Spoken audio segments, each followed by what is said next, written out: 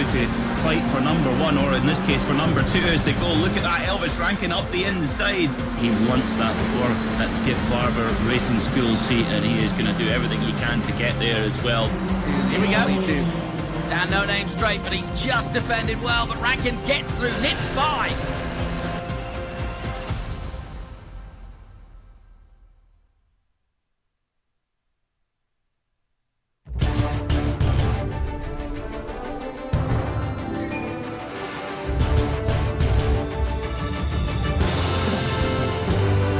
Every great Shakespearean drama lays out in 5. This is the first of 5 races here over the course of 5 weeks. It's the Lime Rock Park Chicanes layout here in Lakeville, Connecticut, USA. And crucially, it's a Skip Barber owned and run track. And we're here with the Formula iRacing Skip Barber Series. This is going to be incredible racing. I'm sure we're going to be in for 10 great races over 5 weeks. Jake Sperry, Chaz Drake here to give you all of the action. And Chaz, we start here with Lime Rock Park, a track which every single driver that comes into iRacing knows like the back of their hand. You have to be on your A game above A games today. You absolutely do, Jake. Yes, it's a wonderful, wonderful pleasure to be here. I'm working with you finally at last. It's been a long time coming. But yes, this is going to be a really interesting evening here to set the precedent for the rest of the season. It is, as you say, a circuit that a lot of these drivers will know like the back of their hand. But that's what means that it's going to be such a level playing field. And it's going to be so exciting because everybody is going to be right on their A game, as you mentioned. And I don't think there's going to be a single tiny thousandth of a second margin for error here. Everyone wants to be the next Elvis Rankin and take themselves with an opportunity to go and get a full season in the 2023 Skip Barber Formula Race Series worth approximately $500,000 US. There is individual prizes. For example, the person who gains the most places during the race gets 1 day's worth of Skip Barber Racing School, and every victory is $1,000 worth of credit to the Skip Barber Racing School as well. Half a season for second place and 1 race if you finish in third. Elvis Rankin last year finished second in this championship. He got half a season, and then on the back of his good results got the other half of the season sorted to win the championship outright. Skip Barber Racing School. But that is just what these drivers are all looking for here today. But Chaz, Lime Rock Park, a circuit that often needs no introduction, but a track which, when you look at it, there are a lot of pitfalls around this place, especially with the 2 chicane layout today. Absolutely. You know, even when you look at this circuit on paper, a lot of the time with the chicanes, you don't think it looks like that much of a challenge, but there's so much camber here. There's so much elevation change, especially after the first couple of corners. You're going downhill to that very first tight chicane. It's almost a blind entry. You can't see much on the exit when you get to the first apex, so you've really got to nail it. And of course, in cars like this tonight as well, they are going to be bottoming out so much over some of the sausage curves if they just push that little bit too hard. It's one of those circuits that really has absolutely no margin for error, but I'm excited to see what they make of the main straight as well down the final corner and hard on the brakes into turn 1. Oh, they are going to be pretty much on the limit, and one small mistake, and I mean a small mistake, is going to cost a number of the drivers. We've just got ourselves then onto qualifying, I should say, at this point in time. They get themselves 1 hot lap to get things sorted. Here's car number 1, William Chadwick. He was the fastest driver to qualify here, Chad, for the Hot Lap Qualifiers. The top 20 get themselves in, and there he is, the face of concentration, needing to warm the tyres. Absolutely, yeah. Car 1 is going to be hoping for P1, and he's certainly got a lot of pressure on his plate now, but still, we know Will Chadwick, we know just how competent he is. He's a lovely guy as well. And, well, we're going to have to try and remain somewhat unpatriotic over the course of the evening with some of the British drivers here, Jake. But I'll tell you what, I'm excited to see what these guys can do all together on track. I've seen Will in a couple of leagues before, but, of course, in his main hunting ground now, it's going to be great to see what we get. We're going to go on board with him for a lap of Lime Rock and just see what this feels like. In the iRacing IR04, pick your braking marker about the 2 board. He hits the brakes, and you can see head lean into turns 1 and 2, the big bend then on the right that immediately follows this transfer into a switchback here. The left that comes along then of the left-hander, straight into the right-hander and onto the no-name straight, which isn't very straight as you now look to try and pick your way through, spot your braking markers, straight line as much as possible for hitting the chicane. A 3-part chicane, each of those red anti-cut curves on the inside of each section is like trying to climb over Mount Everest. Late braking zone into the double apex here of the west chicane. Take as much as you can left-hand side. Big correction of oversteer, going over the curb and clipping a little bit of the grass, and then finally through that final corner, which acts very much as a flat-out slingshot over onto the Sam Posey straight. At the moment, it's Josh Poulain who's fastest on the 54.5, but for Chadwick, that's only a 54.594, and I can't help but feel here, Chaz, that it was the oversteer that cost. Absolutely, yeah, it was a very minute correction, very sudden, but look at that. 7 cars, less than a tenth of a second already. Booser's fastest. Hawkin is now second with only 11 thousandths between them. Caruana goes third. The time is 49 thousandths off. And Josh Thompson, it seems, did not get a good lap away there. 2.3 seconds off. And, well, he's going to definitely want to improve on that. Ryan Mikalev around the final corner now. He's about to cross the line. And we'll see whereabouts he can slot himself in there. But it's remarkably close at the moment, Jake, as we expected. No lap for Mikalev, so he will stay near the rear of the field. Jack Harrison, last year in this championship, took 3 hard charger awards, comes over the line, doesn't set a time. So, crucially, he can't get anything sorted out there. Michael Janney over the hill then, looking to try and go through from Moncton, Montana. He is looking to try, Moncton, Maryland, I should say. They're coming down the hill, looking to try and get a really good run. Now, he knows exclusively what Elvis Rankin has gone through. He was 5th in the championship last year. Can he go any better than P5 right now? It's a 54.445. He not only takes pole position for the moment, but he does so by almost a tenth. Yeah, and to be fair, it's amazing to see that 85 thousandths of a second is a big gap. It's absolutely amazing. Jordan Johnson then round the final chicane, the optional West Bend as it's often called. You can see the cars floating sideways through there, and it's all about carrying that momentum while they do it. Interesting that they don't run all the way out to the outside of the circuit round the diving turn and down the Sam Posey straight, keeping their foot through the bulkhead, and Johnson only goes 10th fastest. Here's Harley Horton in car number 16. From Manchester in the United Kingdom, up from my neck of the woods. He's a northern lad, but not northern if you ask Paul Smith. Harley Horton across the line then. What's he going to do? The yellow number 16 is going to slot itself in, but... Well, that's quick. See. P2 and short by 3 thousandths of a second. Diogo Pinto, the Porsche Esports Super Cup champion, only went 3rd fastest overall. So that is pretty much everybody looking to get themselves through. This is where we are heading over the course of our Shakespearean drama. Lime Rock Park as our opener. Then we follow with the Michelin Raceway Road Atlanta, Circuit of the Americas in its full on February 16th. But we head to Virginia International Raceway to round 4. And then to finish it off, the granddaddy of American tracks, Road America. I absolutely love Road America. It is one of my favourite circuits in the world. I remember when it first came to a racing game I was playing about 11, 12 years ago, and I'd never raced it, I'd never heard of it, and I fell in love with it straight away. But what a fantastic calendar we have there. Some of the very finest circuits, not just in the United States, but in the world as well. Circuit of the Americas for a 15-minute race. We're only going to probably do about 1 lap, aren't we? But it's going to feel like a very long lap for them here. Exactly the opposite to what we've got here. But look, you could see there, actually, there was a little pair of skid marks going into the wall in the chicane there, wasn't there, Jake? As we see all the drivers preparing for their moment of glory.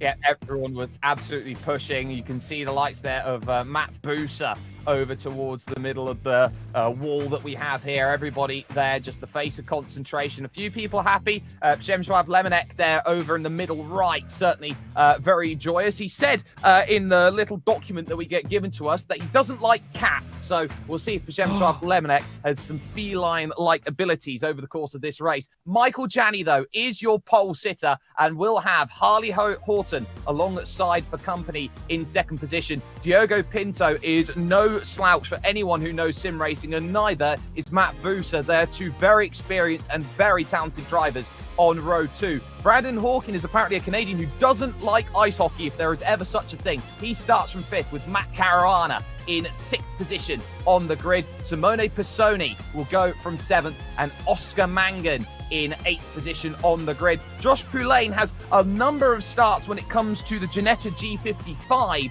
over in the United Kingdom. He starts in 9th with William Chadwick rounding out the top 10. And then you've got Sebastian Weldon, the son of the legendary Dan Weldon, going from 11th. Jordan Johnson, he starts from 12th position. And over the page, Jakub Maciejewski will start from 13th position. The last driver to set a time was Josh Thompson. He goes from 14th, leaving the final 4 drivers in the field. They are all ordered by their iRating, which is Przemysław Lemonek, Ryan Mikulev, Jack Harrison, and Matthew Zais, being the 18 drivers here today from Lime Rock Park. There are 2 races, both of which are 15 minutes long, and the way that they finish in race 1 sets up the field for race number 2. But it is Michael Janney who is there and who is ready for it. Just a short pace lap then, as the iRacing sedan safety car will dive over right into pit lane, which leaves the field at the discretion of car number 9 in this field. Michael Janney will put 15 minutes on the clock. Let's get ourselves ready and going. Green flag in the air, and we are racing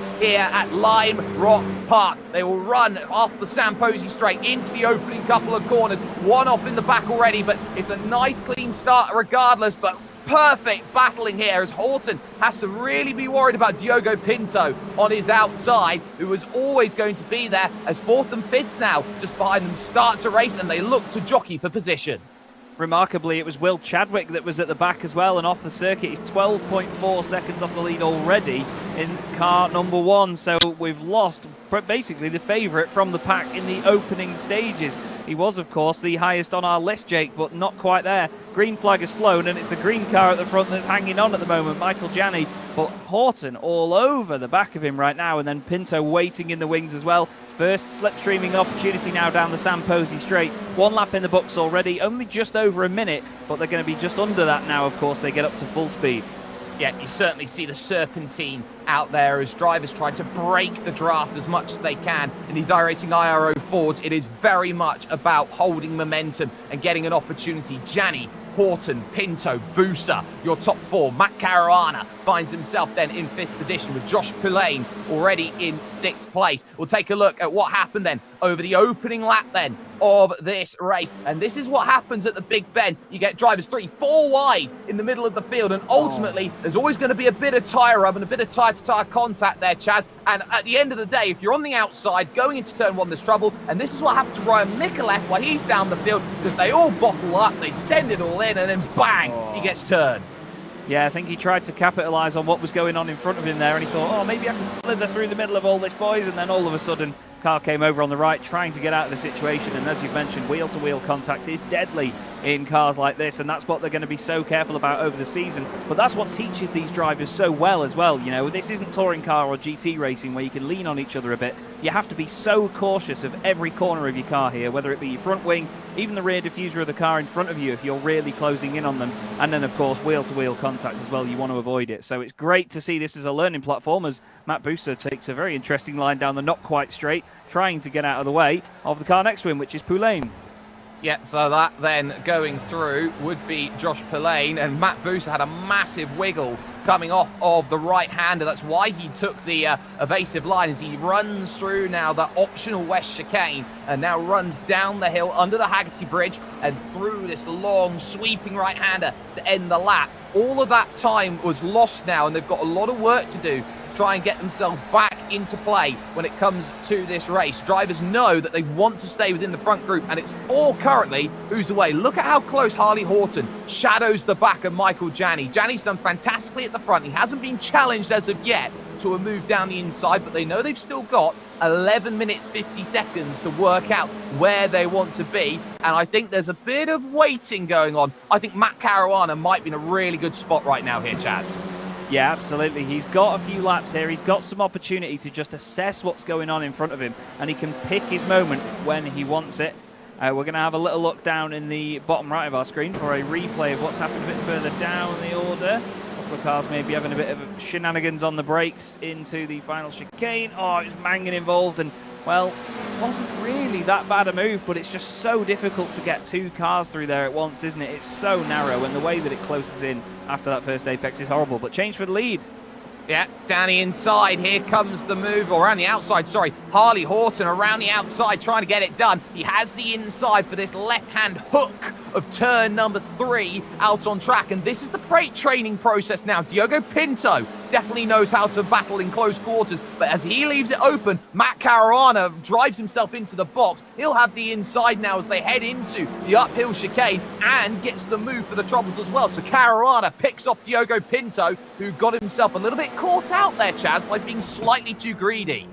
Yeah, and he was a little bit offline into the chicane as well. He tried to compensate for it, but maybe a little bit too much lock, a little bit eager on the power, and the back end stepped out. We look here at Michael Janney right now, screaming its way around the final corner, but looking back at Caruana. But we mentioned it a moment ago that he was there just to pick his moments and just have any advantage he could from just assessing what the cars in front of him are doing. Looking forward from Michael Janney now, you can see the race leader, number 16, Harley Horton. And he's not breaking away yet, but it's just great to see how closely these cars can race next to each other, considering, I should say, I'll put my teeth in, that they're open wheelers. They are open wheelers, and they are absolutely driving to as close of a limit as they can. Janney just going to have to watch for the moment as they head through the uphill section, and they bottle each other up so much that they've allowed 5th and 6th into the battle. They've allowed Brandon Hawkin and Sebastian Weldon into the mix as well. They're not outside the range, and we talk about being within about 1 to 1.5 seconds. That's when you start to feel the effects of the slipstream effect, which allows you on this Sam Posey straight to really close up, gain a good 0.2 of a second. And that's exactly why Harley Horton is now trying to break that slipstream, or at least move out of the way and make sure it's not as effective over the course of that straight. He's doing whatever he can do to just bring the car over to the right-hand side, maybe off the optimal racing line. But look at the way these things are floating around Big Bend, around the S's. They are glorious little machines. They've got a 2-litre 4-cylinder engine making about 160 brake horsepower. And I tell you what, they use it oh so well and carry the momentum beautifully. They absolutely do. 570 kilograms only. And if you want to try and master this machine, for more information on the schedule and how to become a member in this series, you can log on to skipbarber.com/iRacing series. Get yourself in on the conversation and get yourself in on some amazing sim racing action. We're almost halfway through this opening race of 10. There are 2 races here tonight. So now you start looking at things. Michael Janney, early move over to the left-hand side. That is for 2 reasons out there, is just behind. There goes Sebastian Weldon down the inside. He just made the pass on Brandon Hawkin for 5th position. Yep, changes all up and down the order, and these two, well, you would have thought that they'd be working together slightly and maybe just playing for the bigger picture here to catch the cars ahead of them, but seemingly not. Weldon's thinking, nope, not a chance. I'm not hanging back if I get any opportunity, because he knows that if they do not catch those cars in front, it's still an extra position on the grid for the second race as well. And looking at the points system as well, it's a very close point system in this championship. You get 3 points more than second place if you win the race, but everybody else then up till about 5th position is separated by about 2 points. So that extra position he's gained there, well, it's worth it in the long run. We've seen championships decided by less, haven't we, Jake? We absolutely have. And on top of that, Sebastian Weldon is the youngest driver in this field at just 13 years of age. He is looking to try and race with drivers who, on an average, are about 5 years older than him at this point. Michael Janney still trying to search for a way past Harley Horton. Horton having absolutely none of it. And now here's the look from Matt Caruana racing out of Reading in the United Kingdom. He is certainly trying to get himself in the mix here, is Matt. He knows how good he is. He knows how capable he is as a driver. And he's going to get a great run up the hill. Michael Janney just clobbering the curb slightly. Has to go defensive now into the optional west chicane, going through this right-handed double apex, pivots to the very, very difficult left. And I think this is where Caruana's really got to get a big run. Look at how he maximizes the corner going through the final section, because he wants to be on that inside ASA and P. Well, the only thing is, though, he got really close to the back of Gianni on the exit of the corner. He didn't get much of a slingshot, but he's got enough just to get down the inside here through Big Ben. Gianni gives him the room, but only what he needs. Flipping heck, it was minimal, but still great stuff. Gianni nearly puts a wheel on the grass. He's then on the inside for the S's, and somehow Caruana carries it around the outside as well. This is excellent racing. He runs a little bit wide on the exit, though, and this is going to open the door for Pinto, and Gianni does clip the barrier. And that's big. There was contact between the pair of them. Michael Gianni is going to be in a little bit of trouble. He doesn't have mechanical damage, so he's okay to continue. He might have got away with it, but he'll drop the place to Weldon. He'll drop the place potentially to Brandon Hawkin, but Hawkin holds on. It has, though, given a massive free kick to Harley Horton, who now has himself a 1.5 second gap. We look from Michael Gianni's perspective, doesn't look two-faced at it. He knows that number 8 behind him, Brandon Hawkin, the Canadian, is going to try and find a way through. He's going to look to the inside and try and get this move done. And I think your passenger on the outside, when you go through this section, he's going to have to leave the room and hopefully hold himself alongside. But that's brilliant on the outside from Gianni. He's going to be able to hold on to that place, and Brandon Hawkin can only wait and watch. Excellent stuff. Yeah, he really carried the pace around there as well. You know, he wasn't compromised at all by the look of it. Excellent stuff. We look here at the number 12 machine of Jack Harrison. He's currently chasing down Jordan Johnson just in front of him. And the two of them are glued together in the middle of the field here for 9th and 10th position, but very, very close proximity to one another. And again, it's another pair where you'd maybe think they were trying to work together to move forward in the bigger picture and gain the odd place ahead from everybody else, but still they are right together right now. And this is another slipstreaming opportunity here for Harrison. Gets closer and closer to the back of him, moves over to the right, then back over to the left. We go back further towards the front once again, and this battle for second place is looking very spicy indeed, isn't it? Oh, it absolutely is. And they've got the Porsche Esports Super Cup champion in second position. This is Diogo Pinto driving in the number 10 machine at this point in time. And he's going to have a look as now to the inside. That's brave and aggressive. Caruana has to bail and abandon ship. Sebastian Weldon now moving up into third position. Well, he absolutely knew he had to get to the inside there. And behind that as well, you've all of a sudden got the likes of Brandon Hawkin, Caruana's there, Michael Gianni. They're all tripping over each other right now. And this is what this circuit does. It's a very, very compact circuit. It's very easy to find yourself caught effectively in quicksand like all of these drivers just have been. Absolutely, Jake. Yeah, there's such a check up there through that chicane, and everybody's diving for any tiny millimetre of circuit they can find, and it produces excellent racing. But I imagine when you're behind the wheel, it's absolutely terrifying. Hawkins got these two cars right in his face right now, and I tell you what, they're very lucky that the nose of this car swoops down so far and below the crash structure and, of course, the rain light on the back end of the car, because they nearly hooked each other up on the exit of the chicane and just about got away with it. Any sort of GT or touring car would have flicked the other machine in front of it completely out of the way and into the wall. Here we have a look then at Brandon Hawkin, a face of determination indeed, a lick of the lips. That's a different type of concentration, Tongue, I've not seen before, but still he's certainly a man that is focused on the mission right now. And look how hard he's gripping the wheel, making sure that every little input is minute. And in a car that's low powered like this and very dependent on momentum, you have to make those tiny movements, don't you? You absolutely do, and they'll have themselves 4 laps to figure this out. They won't cross the line in time to finish this one in 3, because they are doing about 54-second lap times at this moment. The group 4th, 5th and 6th position on the road as they stand behind Michael Gianni at this moment. Your biggest gainers in the field right now, in fact, your biggest gainer, I believe, is Sebastian Weldon. He's up 8 places at this moment in the number 4 and 3rd position. So he's got himself a really, really good opportunity here to take the hard charger in this opening race. But a little close goes Hawkin to the back of Caruana, but Caruana knows that he had more than enough margin at that point in the race. It's great to see them from above like that. You can see just how they follow absolutely in each other's wheel tracks. It's a beautiful thing. Very, very fluid. But yeah, you're right. Sebastian Weldon doing an awesome job at the moment. He's dropped off from Pinto a little bit over the last sort of lap or so. But to be honest, when it is the reigning Porsche Esports Super Cup champion, you can hold your head high that he hasn't absolutely gapped you and disappeared off up the road. Somebody that has, though, is, of course, the race leader, Harley Horton. he is gone at the minute, and by gone, I mean we only mean about a second and a half, but around here we think that's a big gap, don't we, Jake?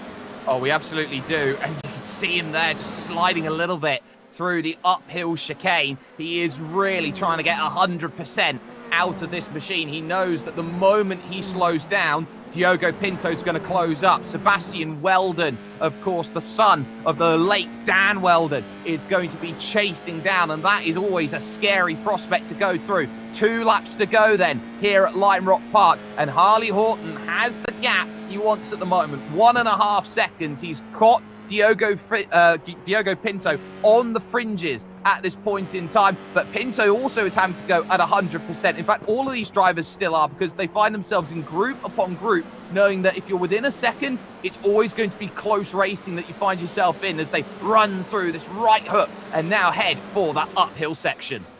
Seems like Josh Thompson overtook Jordan Johnson on that previous lap as well. There's a bit of a lock-up into the chicane by Horton. So maybe feeling a little bit of pressure in the later stages of this race. We're going to get one more lap to go this time round. White flag will be in the air. I love that shot of them going into that west chicane, though. They look so good, and they stop so suddenly. But one more lap to go here, Jake. Horton looks in a good position. So too does Pinto and Weldon. They've got a decent gap around them. Lap traffic in front, but it's moving out of the way. It's the battle behind, really, that we need to keep our eye on. Jani, Caruana and Hawkin. Pinto is closing, but he's not closing quick enough. He took 2/10 that last lap, but 2/10 isn't going to get the job done. Jani is side by side behind her. You'll see it in the back of shot here with Matt Caruana trying to get the move done. That one doesn't sort itself out, but Diogo Pinto is also under pressure, because still Sebastian Weldon has that never say die attitude. You could say he's a Lionheart at this moment in time, trying to get close enough to get onto Diogo Pinto, and he closes that gap right down. Look at this. He's going to bring himself as close as possible to about 1/10 of a second or so. It's going to be all about the run through the final section. For Harley Horton, though, at the front of this field, he took the race lead away from Michael Jani. He didn't look back in terms of this race. It will be Harley Horton who wins this. Weldon's going to try and race Diogo Pinto to the line, and I think, he's just going to be short, but he gave Porsche Esports Super Cup champion a big scare to the line. Jani just able to hold Caruana behind that, Chaz, by 8 thousandths. That was a fantastic pair of battles across the line there. Really enjoyed watching that. You don't get much closer than that at all. We're looking here at Will Chadwick, and, well, he's going to finish way down the order in 15th position. And the car that was wearing the number 1, well, still is, came into this race, Jake. We expected an amazing performance by him to be right up there, but of course that incident at the start really scuppered his chances.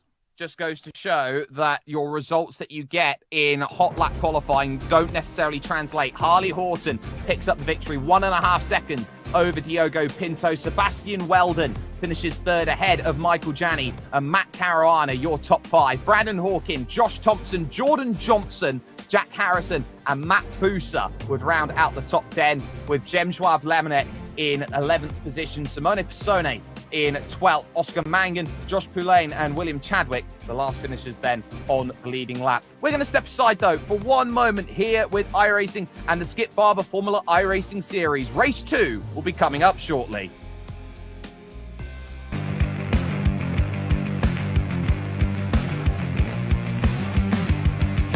No, that's fine.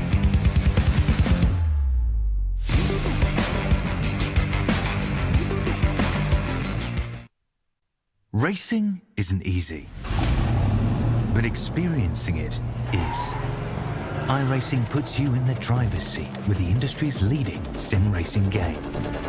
Drive on laser scan replicas of the greatest racing circuits from around the world. Go head-to-head against other drivers chosen by skill-based matchmaking to ensure competitive racing at every level. Compete across all your favorite series. In officially licensed cars, engineered to deliver the most accurate driving experience possible.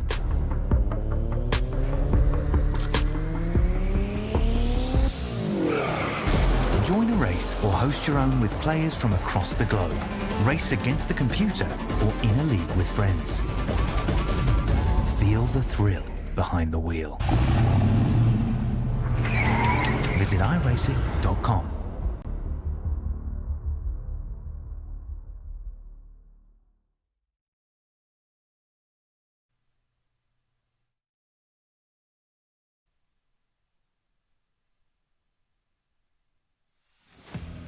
one race down, one race left in the books here this evening. Here at Lime Rock Park, it is the season opener of the first of 5 race meetings, and it's Lime Rock Park for your Skip Barber Formula iRacing series. Jake Sperry, Chaz Drake here to give you all of the action. And Chaz, you know, we look at that opening race and we saw how all of those drivers got really, really aggressive towards the end of that race. It did spread out a little bit, but the drivers who felt like they lost something feel they have something to prove in this second race. The drivers who got something in that first race are desperately striving to defend it.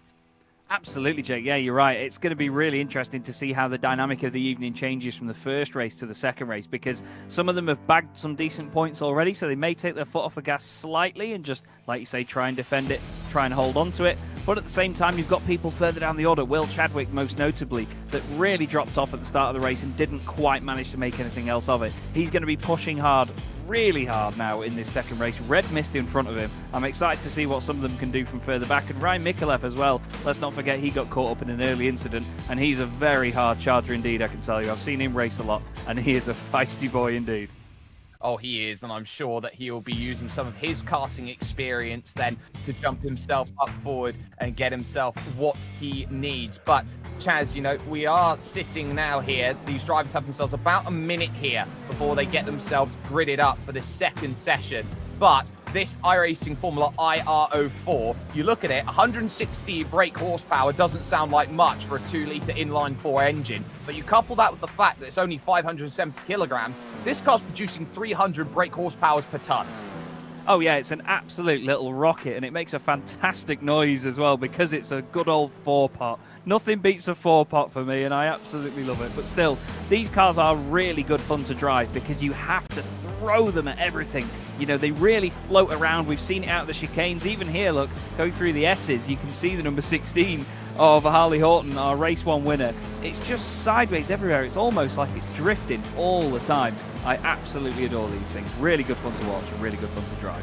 They really are, and it's worth noting here, we are in race number 2. The grid set for race number 2 is directly the results from race number 1. So these drivers who gained or lost have to do it from the position that they finished to get as much as they can out of this. We'll take another look here at Lime Rock Park. This is what they have to challenge themselves with today at a circuit which has all of the elements of undulation and change around it that it does make you think through every corner. It seems so passive through the opening section, but a lot of this track is all about that late braking and the second phase of a turn. Absolutely, and you'll see people going down the inside into that first chicane, and you'll think, oh, fantastic, what a move. But then when you watch the cars have to sort of compromise their exit and make their way up the hill, you realise that whoever was just in front of them has gained a good 2-3 seconds on them. But here's the grid. Harley Horton then will have the pole position ahead of Diogo Pinto. Sebastian Weldon made some brilliant strides in race number 1. He'll go from 3rd with Michael Janney alongside for company. Matt Caruana and Brandon Hawkin, they will hold the 3rd row of the grid with Josh Thompson from the Isle of Man and Jordan Johnson on row 4. Jack Harrison and Matt Busa will make up 9th and 10th positions with Przemysław Lemonek and Simone Pisoni making up a very European 6th row of the grid. Oscar Mangan and Josh Poulain, who's not too far from my neck of the woods, he's from Cheltenham. He starts in 14th with William Chadwick and Jakub Maciejewski in 16th position. Ryan Mikulev will go from the back in 17th, and we are unsure whether we're going to get Matthew Zace for the start. Didn't make the grid when it came to race number 1, but race 2 might be a different story. But this is where you have to settle down in. Drivers are in different positions from where we are, and now as they take that run off here, Chaz, what's your thought process as a driver when you just take off on a rolling start? Well, especially as they've just completed one race, they need to throw any memory of that out of their minds, because that will not affect this one now other than setting the grid. They need to get over that, and they need to completely refocus and reset their minds for this one. Take anything they might have learned from the first race and see what they can apply it here. Well, they know that there are no more chances left tonight. These are the final 15 minutes you've got to make of it. Harley Horton has control of the field. Green flag and we are underway. Everybody stacked up as long as they possibly can. There's one in the grass with 2 tyres. You're going to have to make room. They're 4 wides. They all hit the brakes. Go into this opening section. Pinto trying to get around the outside of Horton. They're on this very long right-hander, leaving room for that left-hander. Still a chance he could sneak up the inside, but not going to be quite there. Still has to try on the outside, but now it leaves the door open for Weldon to maybe have a think about making the move. Michael Janney just sitting and watching here as they hit this very tight chicane for the first time. Everybody single file as you know, run on up. Oh, there's contact. There was a car around on the way into the chicane. There was a second touch as well, and there's an absolute traffic jam. We've lost Mashievsky, yep, we've got Will Chadwick, I think, involved in that as well. Jack Harrison, Matthew Zace, Ryan Mikulev, Matt Busa, they've all dropped a big bucket load of time. And, well, that is a massive disaster for them. Actually, no, it's just updated on the timing. Apologies. It's Jack Harrison, Premslav Lemonek, Oscar Mangan, and, yeah, Maciejewski. Yep, so they've all found themselves in trouble. That was very dicey towards the back there as we focus on second position going forward. Diogo Pinto having to defend very heavily over that opening lap. Has allowed an 0.8 of a second margin to build up to Harley Horton. And now this is going to be the key as we take a look at exactly what happened. And this has been the trouble in both races, this chicane, because look at how it bottlenecks up. Everyone's got to slow down, get out of the way. But it is the 20 there of Matt Boos who gets in the grass. The rear end just slides about. And at that point, you're just relying on mechanical grip where there is none when they've got the rears lit up. Absolutely, and it was Lemonek and Maciejewski that just ended up nose to nose after they rejoined the circuit.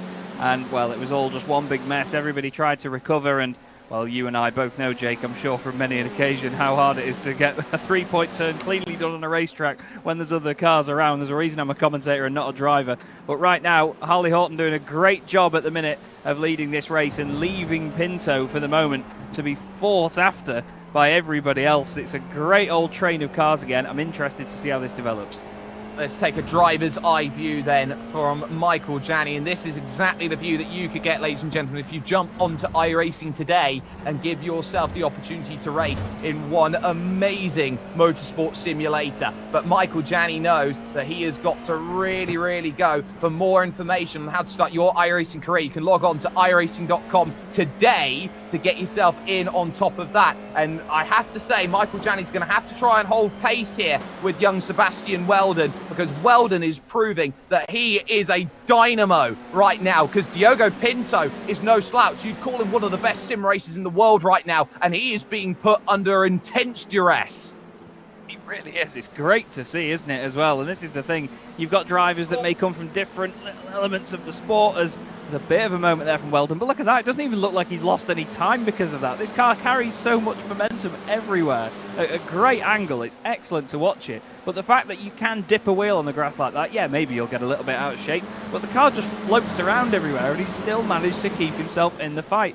Just behind this, though, we've got Hawkin closing up on Janney, and this could get more and more spicy as the race goes on, because Janney's going to want to hold on to the cars ahead of him. Hawkin's going to think, nah, stuff that. We're just going to go for points here. Every position matters in this scenario, and he cannot leave anything on the table at all. No, you absolutely can't. I've just seen Matt Caruana over that last lap get very heavy over the anti-cut curves, and he's lost a couple of places. Battle for second on top, battle for fourth beneath that as they run through into the big bend that's out there. So you've got Janney versus Hawkin versus Jordan Johnson out there, and Josh Thompson. And then above that, you have got the top three, Horton, Pinto, and Weldon. And this second group's in a very, very difficult position where you're 5th, 6th, 7th, 8th. You want to make positions, but you don't want to make the move because you don't want to lose contact with the top three, which you're just clinging on to the coattails of. Yeah, that's it, and it's really painful as a driver because you can see them starting to make that progress away from you, and then if you just push that little bit too hard to try and hold on to that, then all of a sudden it's easier for mistakes to creep in. But this is excellent stuff to see right now. We've got these battle packs developing. We've got a little trio at the very front of the field, and then we've got this quartet chasing in behind. I can't imagine they're all very good at singing in unison, but they're certainly good at driving in close contention. Here is number 10 of Diogo Pinto having to defend the inside line into turn one. He really knows that Weldon's a threat, and I mean, the fact that Weldon's hanging on to him is one thing, but to get into Pinto's head as well, Jake, that could be absolutely paramount at this point. He is stuck with a case of Schrodinger's overtake. He must both attack and defend at exactly the same time, as Harley Horton, who leads this race, will be looking behind and will be hoping that Diogo Pinto doesn't get a run. But Diogo Pinto has got a pretty decent run here. If he doesn't make the lunge here at the optional west chicane, he's always got the chance down the hill. But Harley Horton so good through the second part of turn in there. The Manx man is now going to try and get himself into position and get himself now running forward. But look behind, because the group is only going to get the slipstream, and this might be where Sebastian Weldon brings himself into play. He won't make the move this time. Blinky and you miss it. We've already through 40% then of this race, and the longer they keep playing games, the more likely that second group is going to encroach on top of these leaders. I'm excited to see what Pinto does here, you know, because I think with the pressure from behind from Weldon, he's going to feel the need to really expedite a move on Horton in front of him. And I think with that happening, Weldon's in the best scenario, because if either of them in front get compromised in any way, whether it be a successful overtake or a failed one, Weldon's going to be in the box seat here to try and pick up the pieces. And you can see that Pinto's going later and later on the brakes, trying to get as close as he can. We look here at the number 17 machine, a bit further down the order of Simone Persone. And right now he's got Poulain in front of him, Mikolev behind. Good recovery that from Mikolev, actually, considering that he started at the very back of the field. And, well, it's a little bit more spread out between these guys, but you and I both know, Jake, how quickly that can compress back up. And it's also very easy to pick off one of those iRacing off-track penalties, which I think just caught out Jordan Johnson for the loss of position. Top three running through the left-hander out then on circuit, trying to get drive through this right-hander. And Horton is doing a very good job at keeping those two behind. They don't know which way to look as they reach the uphill chicane once again. Harley Horton, by the way, hasn't raced an official iRacing race in 2023. This is his first major race of the year so far, Chaz. And what a fantastic race it is to start the 2023 season on. That is remarkable stuff. And I tell you what, it's going to feel like an absolute age since the start of the year if you haven't done any racing. I was just saying to somebody yesterday, I haven't done an official race since the Bathurst 12 Hours in 2020. But here comes a potential move then. Weldon stays to the left-hand side while the others both go to defend the inside line. We've seen people carry pace around the outside, but Weldon thinks against it there. He could have tried it, but at the end of the day, they got a decent run to the apex, the two cars ahead of him, so he couldn't really make anything of it. And now we're going to just see how this works out for them in the long run. But apparently, Jake, we've got a replay coming up. Yeah, it's Matt Caruana who found himself in trouble. We'll take a look at exactly how he does it. Now, keep an eye here, ladies and gentlemen, on that right rear. He goes over the curb, bang, up and over there. And the right rear, taking a full strike on that anti-cut curb, completely shatters the suspension. It's like driving on a landmine, that is. It really is bad. And you can see that the car doesn't want to behave at all. The rear end does not want to conform with what the front end is trying to tell it. And I'm afraid for Caruana, that is a big old mess. Back to this, though, slipstreaming for the top three once again. I think Weldon's getting more and more impatient here, but I'm all here for it. This is going to get very exciting now. 6.5 minutes to go. Yeah, definitely wants to get through, but Diogo Pinto says, no, you're going to have to play third fiddle in this group, because me at second fiddle wants to try and get past Harley Horton at this point in time and get everything sorted. Horton has been fantastic at dealing with this group, and just behind that you've got Michael Janney and Brandon Hawkin. They're not a million miles away, they're just about at a second, and that's the issue. They're at a second, they can't get any closer because everyone is just pretty much on top of each other trying to get this move. Now watch the slightly different lines that each driver take, especially there Sebastian Weldon at the back, trying to get as much of a drive off the exit as he can, which puts him right underneath the gearbox now to really get a run on this Sam Posey straight. 5 minutes, 50 seconds to go, looking to the outside, going to get a little bit of help as well from Horton on the outside line, who wants those two to start battling together, but again, the inside good enough for Pinto to defend. Here comes the up and under, not quite there. Wow, well, I'll tell you what, Pinto was really tucking the front wing underneath Horton's car there, but it wasn't quite working. He carried great pace through turn one, but look at Weldon. He just gets this almighty slingshot of every single corner he seems to go through. Seems like Pinto's really good on the entrance into the corner, but then Weldon absolutely mugs him for pace on the exit, but Pinto's just got the car in the exact right place that he needs it. So Weldon just cannot get by. He suddenly just drives into a brick wall. pretty much. Can't quite find the way through. So we do have a look then down on the bottom right of your screen. This is between Josh Poulane and Jordan Johnson, and that's a big moment then up the hill, both of them squarely over the grass. Somehow they both keep it in a straight line, as now you can see, here comes Weldon once again. It's the same story, but can the move be done? He's a lot later in, can't quite get it up and under. Oh, you can this time though. Oh, this is magnificent, but he's gonna have to do it at least twice more if he wants the pass. If he can hold it around the outside here. Oh, he gets a wiggle. Pinto got a wiggle, and Weldon up into second position. Fantastically done move, but now he's gonna have to defend, and suddenly the gap's there for Harley Horton once again. And all of a sudden behind them now, Gianni and Hawkin are a part of this as well. What was just a trio before broke away into being a single driver driving away from them and a little pair behind. And now we've got a quartet on our hands as well. How they didn't make contact there was a real testament to how good these drivers are. Pinto completely sideways. Weldon gave him the space, drove around him, managed to slide in front. And if I'm honest, I thought Pinto was going to get a run back down the hill towards the chicane. But here's Brandon Hawkin in 5th place, suddenly in with a striking chance of a podium or even 2nd place. Oh, he absolutely is. Brandon Hawkin is no slouch. He is a very, very accomplished driver in iRacing. And not only that, he is so accomplished in so many different types of vehicle as well. He is the jack of all trades as he now runs through this 3rd corner into the 4th here of the right-hander and onto the no-name straight, trying to find a pivot angle to get past Michael Gianni. The 2 hard charged at the moment in this field are Josh Poulane up 7 and Matthew Zace up 7, so both of them trying to get a look through. Michael Gianni there, he's got the fan blower, you can tell, because the front smallest strands of hair are starting to go. Well, he's got himself all cool because he is very much in the hot box right now, right in the middle of this group. And he's in the Apex Racing Team Centre, I believe, as well, actually, at their sim centre based on the surroundings. But yeah, the front downforce on his head there, certainly doing a good job of waving around in the wing. I'm not sure if that's modifiable. No, what's the word? Never mind, flexible aero, basically. Either way, fantastic commitment from him so far in this race, and obviously he just looks so cool, calm and collected, although I say that just as he runs wide, so commentator's curse may be tickling its way in there. Still, Weldon has been so impressive tonight. Let's not forget, he made great progress in that first race to get up here as well, Jake. This is all on merit, this. Absolutely. And you talk about drivers who are there on merit. He is a driver who's only got a 3,500 I rating. He drives like he's got 9,000. He is absolutely fantastic. On the brakes they go into the chicane. Just behind there goes the move. And that is Brandon Hawkin making the pass on Michael Gianni. Gets no drive off the exit though. And we'll take a look at this. They go through this beautiful final corner out on circuit, the diving turn to end the lap. Hawkin has it covered, but Gianni now knows he's got to get to the outside or he'll never see the podium again. And he won't see the podium right now because he won't be able to get the move on Brandon Hawkin. Not just yet. 2 minutes on the clock, and all of a sudden, Harley Horton is defending like crazy because Sebastian Weldon is flying.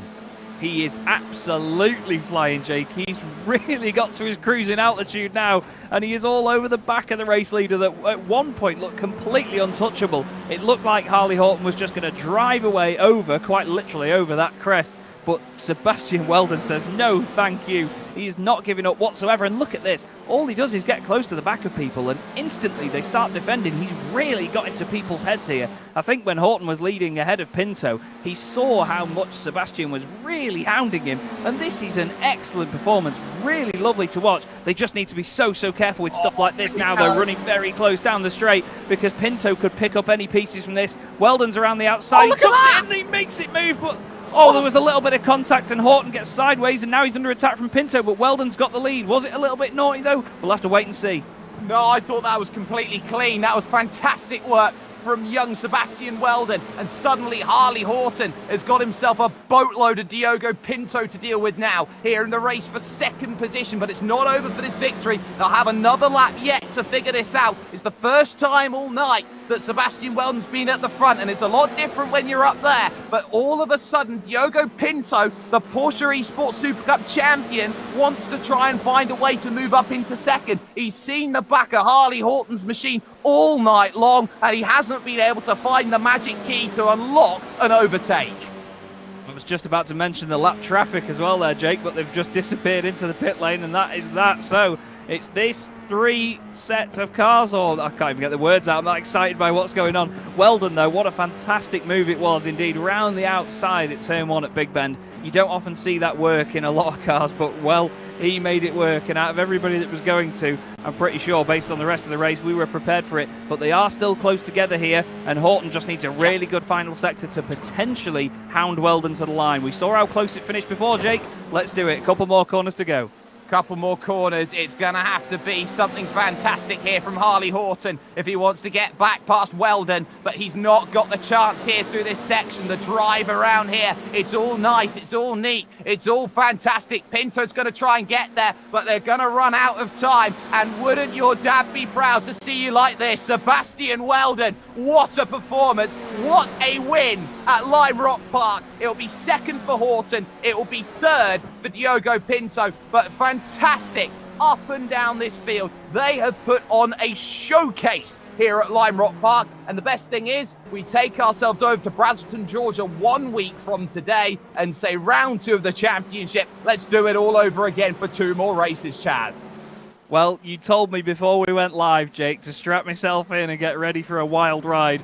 Flipping heck, that was a wild ride and a half, but what an amazing evening from Sebastian Weldon. Qualifying didn't quite go his way, and he worked so hard to get a podium finish in that first race. We've got the same 3 drivers on the podium in both races this evening, but boy oh boy did Sebastian deserve that victory. Any one of the 3 would have done so, but he's definitely been the most exciting driver to watch tonight. He's really gonna be one to watch for the whole season. Not only the whole season, but the future as well. When you talk about just how incredible he is at just 13 years of age, he is really just starting on the motorsport ladder, and he could be somebody who in 5 years' time we're talking about as, okay, we are the next big thing. But let's get confirmation of results then. Sebastian Weldon, 15 minutes, 31 seconds, wins by 0.2 of a second over Harley Horton, who will come out of tonight as the championship leader, heading over to Road Atlanta. His first and his second place finishes will guarantee that. Diogo Pinto then will finish off in third, ahead of Brandon Hawkin in fourth, who had a very solid night's worth of racing, and Michael Janney in fifth position, getting the points that he needed there. Josh Thompson would finish sixth, ahead of Josh Poulain, who would end up being the hard charger in that second race, up 7 spots from 14th to 7th, with Simone Pisoni in 8th position ahead of Jordan Johnson and William Chadwick rounding out the top 10. Ryan Mikulek would end up in 11th ahead of Matthew Zais, who was able to get in for this second race and gain 6 spots. The last finisher on the lead lap was Matt Busa, who had the big spin over in the opening corners, and then the drivers who are out of the race included Oscar Mangan, Jack Harrison, Matt Caruana, and the 2 Polish drivers, Przemysław Lemonek and Jakub Maciejewski, both unable to find a finish. Let's take one more look at this, Chaz, then. This is the pass that wins the race, and you start to think about how do you set up a move like this. Sebastian Weldon's got karting experience, and that's key, because he knows he has to maximize every exit possible to give himself maximum power on the straight. Yeah, you see all the great drivers doing this, you know. They don't bother diving down the inside or trying to squeeze down the inside of every single opponent in front of them. You make the opponent in front of you do the hard work and the defending. You set yourself up in a position where you're comfortable to get the car in, and you're absolutely right. It was clean from where Weldon was driving. I mean, Horton just understeered a tiny bit into him and made a fantastic save, I must say. And, well, unbelievable move, and a great one as well, because it gave him the race victory ultimately. And, well, it doesn't get much more special than that, does it, to be honest with you, Jake? A fantastic race, and, well, what a way to decide it. That was absolutely fantastic. And you talk about the way that a race like this brings itself in. You understand that, okay, this is the most important point of the season, because you set the example now and you say, well, who is a contender and who is a pretender? And you look at the field and you say, right, I want to beat Sebastian Weldon, I want to beat Harley Horton, I want to beat Diogo Pinto. Everyone else around is trying to now get up to the top. Those 3 drivers have the targets on their back. Oh, they absolutely do, yeah. They've got 2 podium finishes each, you know. It's definitely set a precedent for the rest of the season. But this is such an important time because the drivers that didn't have the meeting that they were expecting or that we were expecting, they're on the back foot straight away at the start of the season. It's not a long championship. We're not doing this all year until November. We're not doing 12 rounds, not even doing 20 rounds. We've got 5 different race meetings, only 10 races. So there is no margin for error at all when you think of the bigger picture. And I think a lot of these drivers now, we're going to see some, I don't want to call it desperate driving, but people are certainly going to be fired up from the second meeting onwards because they know that they're already on that back foot. What I think is really, really crucial as well is that everyone is looking at hot lap qualifiers. We'll take a little look then at the schedule once more because it's Michelin Raceway Road Atlanta where we head to next. But the thing is that you've not got a guaranteed seat every single time you jump in. Just because you've won in race number 1, you still have to qualify, be in the top 20 every single week. That's what makes it so stress intensive over the course of a season. And even for us as well in the commentary box, we're going to be getting different lists of drivers different weeks as well. It's going to be excellent to see because we get this mix of talent coming in. You get a different injection of young blood coming into the series each time round. And the fact that we're going to get these unknown drivers, well, not necessarily unknown, but from where the series stands, we'll have 2 drivers maybe different next week, or 3, even 4 or 5. And we do not know in any way what they're going to do against the current crop that we've had from the week before. It's going to be thrilling. So what we do know is that Harley Horton and Sebastian Weldon both earned themselves $1,000 worth of credit to the Skip Barber Racing School, which they can use at any point in time. That is what they own, but that's what they are racing for. 5 days worth of competition licensing at the Skip Barber Racing School. Full Skip Barber Racing School coaching, that is available for everyone. And then on top of that, the full seat, which is absolutely everything that they could possibly look for. It's a prize which you look at on paper here, Chaz, and when I first saw it, I think my jaw dropped and my eyes fell out of my skull. It was that brilliant of a prize in sim racing. You don't often see it. Well, that's it. I mean, it's $500,000 worth of a drive. It's remarkable that sim racing has got to this point now where we've got these amazing competitions. We've got 6-digit prizes. It's amazing. Really is absolutely amazing. But we have the first driver into the commentary box for an interview here, Jake. I'll let you take it away with race 1 winner, Harley Horton. Yeah, we will have Harley Horton here at this point in time. And, well, Harley, we sit here with this opening race. You've got a really, really strong field around you. You know that it's going to be close. You know it's going to be tight racing.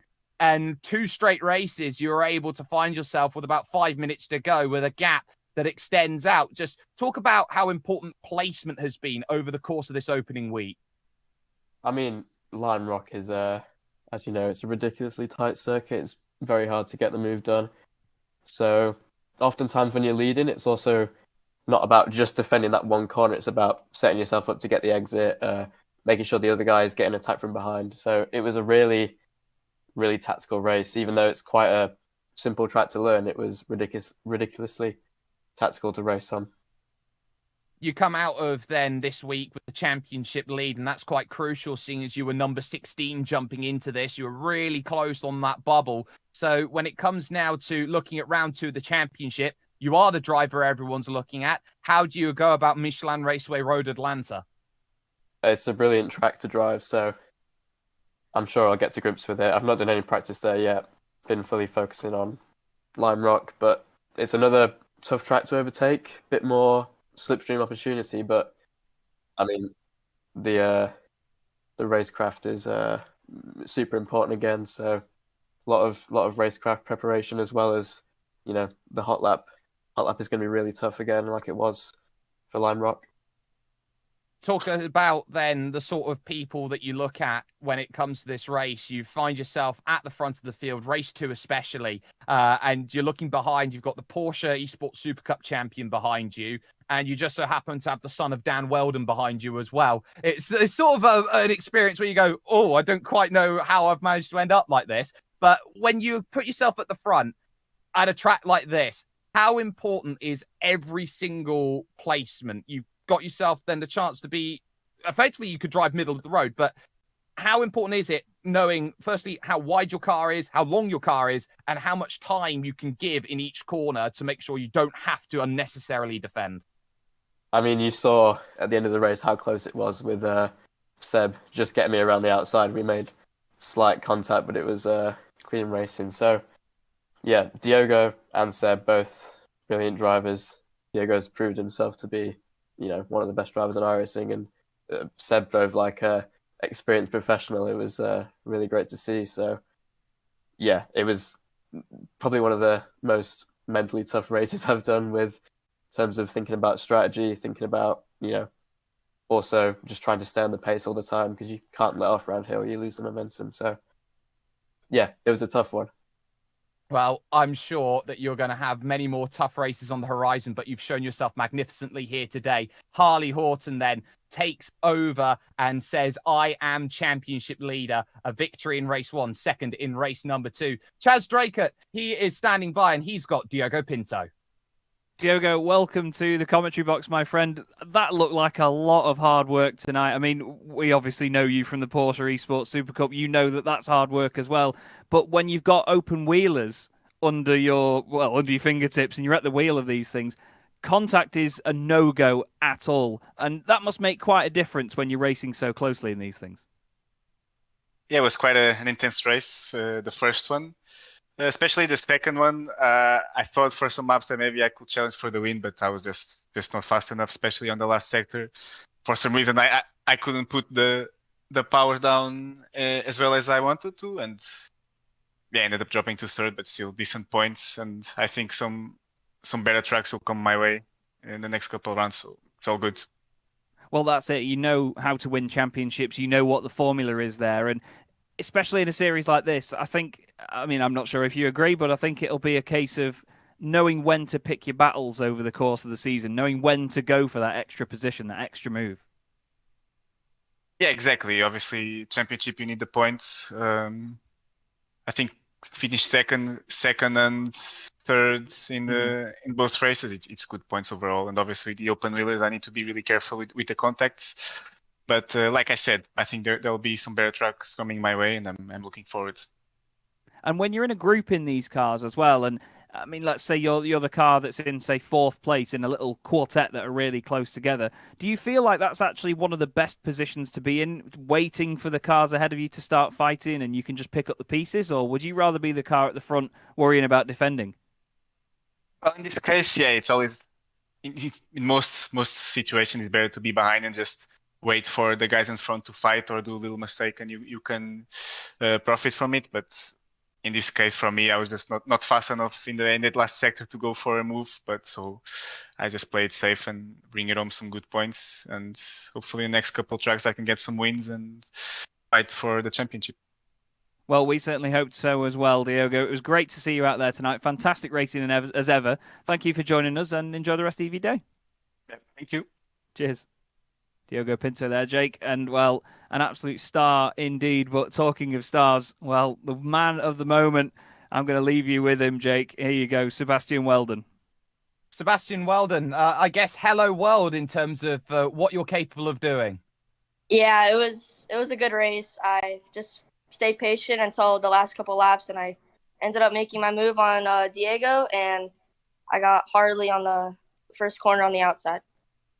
So you had 2 fantastic moves there. Let's talk the first race first and foremost. You start in 11th, so you've got a lot of work to do in that race. But every time I went to see where you were in the race, there was another position gained, and every position was chalked off. At a difficult circuit like this to overtake, and with your karting experience, how important is it for you to just take every move one overtake at a time? So I just I was just trying to not crash, because the Lime Rock's a pretty sketchy place to start a race, but I just focused on picking one by one, trying to get the positions while keeping my car in good condition, and I made up myself to third. You made some really great moves, and in terms of now how you build up, I assume this is only the first building block of a number of things that you're trying to do when it comes to both sim racing and racing. So for you now looking to build your racing career up, what does the Skip Barber Racing School mean to you in terms of a first step on the motorsport ladder? I think it's going to mean a lot, especially if I can do well in the championship on the sim. Skip Barber will help me in real life to get the track time and the races I need to be a better driver. Well, we certainly hope that you are going to be up there and racing. Just one final question then before we go. In terms of how you go about your racing, we've seen your karting experience. It really showed in terms of the way that you drove. You look towards the second round at Road Atlanta. Is that a track that you look at and go, this is one that I really love? Or is this one where you're looking at other races in the calendar and saying, this is the one that I'm highlighting as the one I want to win? Yeah, so Road Atlanta is a pretty tricky track, especially with all the straightaways. So it's really hard to kind of break away. But I think it'll bring good racing and a lot of competition for week 2. I'm pretty sure we're going to see it as well, and we hope to see you there. Sebastian Weldon there joining us with a race victory in race number 2. What an incredible story and performance it was from him. But Chaz, just one final thought before we bring ourselves then to a conclusion here from what is Lime Rock Park. This is where we're heading February 9th. It's the Michelin Raceway Road Atlanta. This is a track that absolutely is hallmarked as one of the great American tracks, mainly due to Petit Le Mans. This is a brilliant race circuit and is brilliant for this level of machinery.